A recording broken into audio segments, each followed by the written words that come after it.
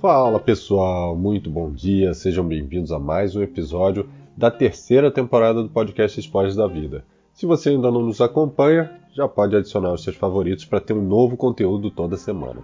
E hoje eu vou falar sobre alguns temas relacionados ao trabalho, e é um fenômeno que está acontecendo no mundo onde muitas pessoas têm pedido demissão em busca de seguir seus sonhos e ter oportunidades que permitam ter uma maior qualidade de vida. Mas antes de começar, vamos fazer um pequeno storytelling aqui para você entender exatamente o que eu estou falando. A gente está aqui num contexto, não sei quando você vai estar ouvindo esse episódio, mas a gente está num contexto pós-pandemia em 2022. Então, com a chegada da pandemia, o movimento do teletrabalho, ou seja, das pessoas trabalhando remotamente, se tornou não apenas alguma coisa tangível, como também uma coisa necessária para dar continuidade a alguns negócios.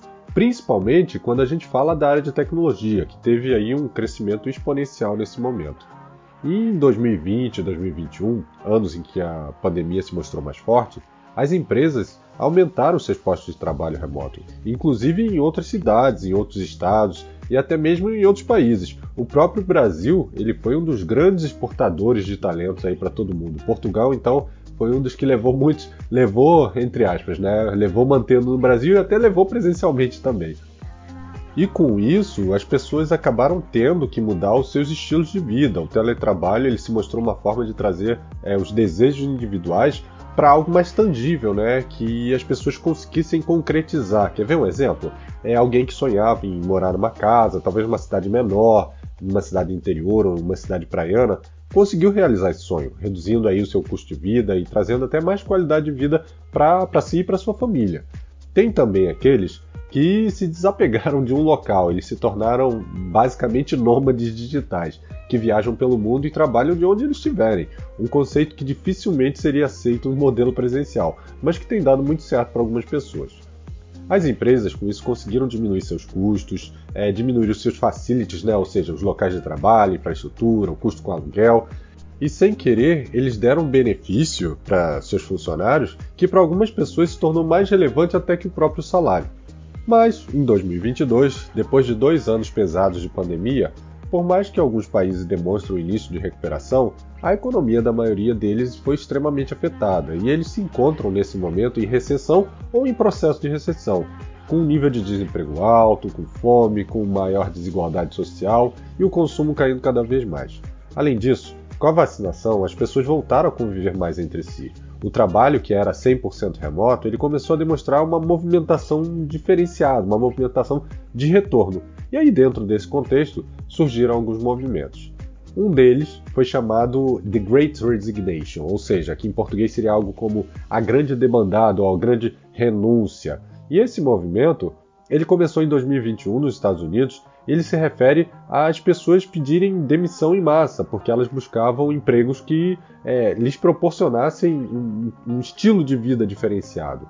E isso acabou se popularizando rapidamente, surgiram várias hashtags aí, né? Hashtag Quitting My Job, The Great Resignation, e até mesmo uma música da Beyoncé, Break My Soul, que virou um hino para aqueles que aderiram a esse movimento e deixaram seus empregos em busca dos seus sonhos, né?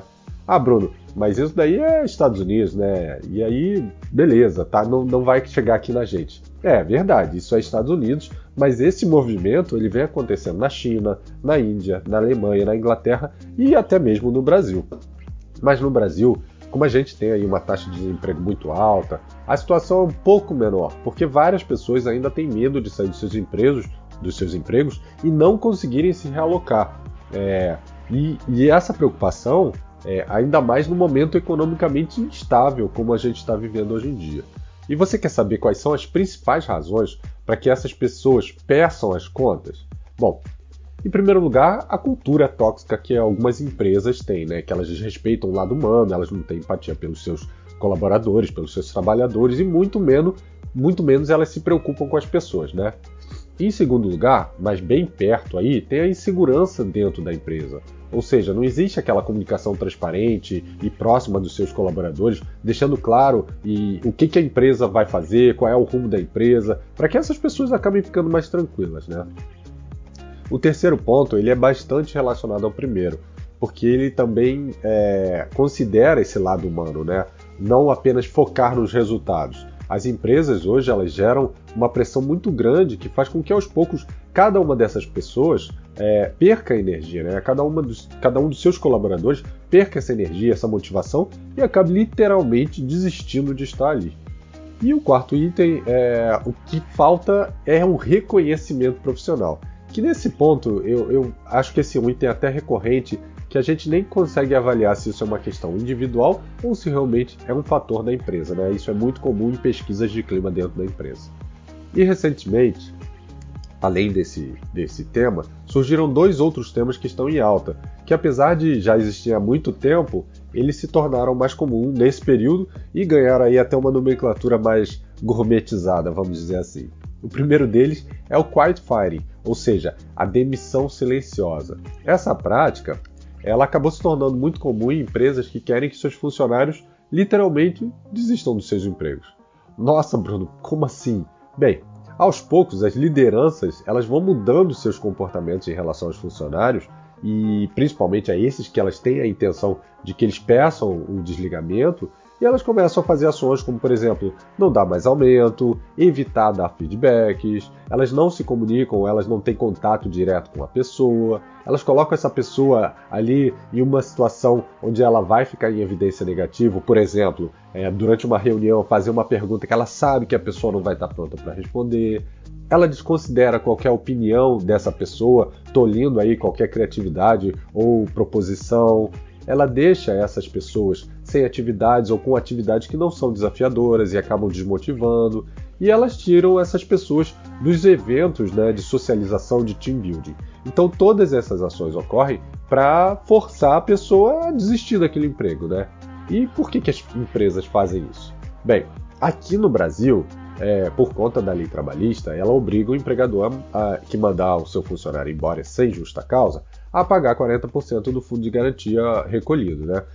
Mas isso não é uma regra em todo mundo. Então, não dá para dizer que existe um critério único. Aqui no Brasil, esse é um dos critérios.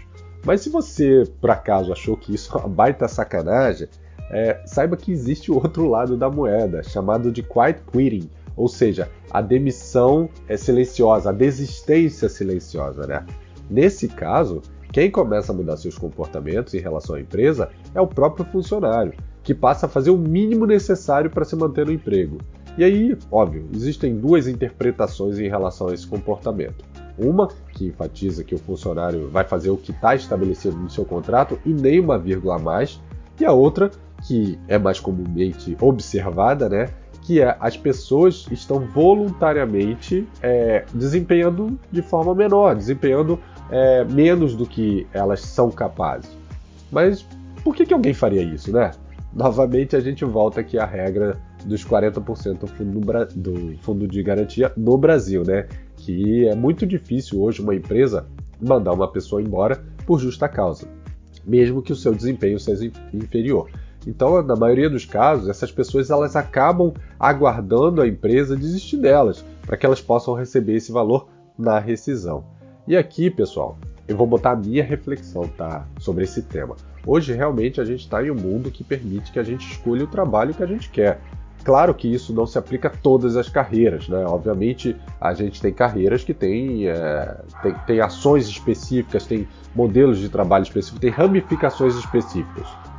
Mas para qualquer carreira, você pode escolher se quer ou não estar naquela empresa. Se você está ali, se você entende o seu propósito, se você tem uma empresa, uma liderança, um time que está alinhado com o que você busca para a sua carreira, legal. Mas se não está, você pode buscar uma outra empresa, você pode buscar uma outra área dentro da empresa e até você pode buscar uma outra carreira. Você pode sim mudar a sua área de atuação, aprender coisas novas. E isso não tem idade, tá, gente? Eu vejo cenários de pessoas que começaram a empreender com 60 anos, pessoas que se aposentaram e tiveram uma nova profissão depois de aposentados, porque elas quiseram continuar aprendendo. Então, isso daí é mais uma questão de limitação nossa do que uma limitação de mercado.